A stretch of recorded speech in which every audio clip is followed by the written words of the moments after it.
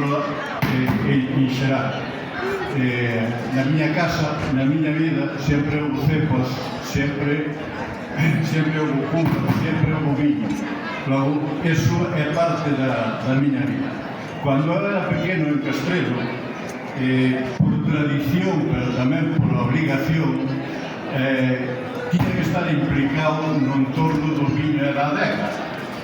A miña familia tiña viñas, tiña viño, e a mí tocaba-me axudar.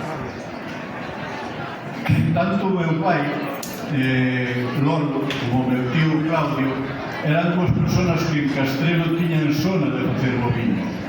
Eran inxertadoras de referencia, e iso facía que palabras como son Riparia Gloria, Rupestre de Ló, Merenzao, Mostardo, Araúxa e outras palabras así foran de uso cotidiano na nosa ladeira cando falábamos polas noites. Lembro-me a obsesión que meu pai e meu tío tiñan por a limpeza da bella bodega.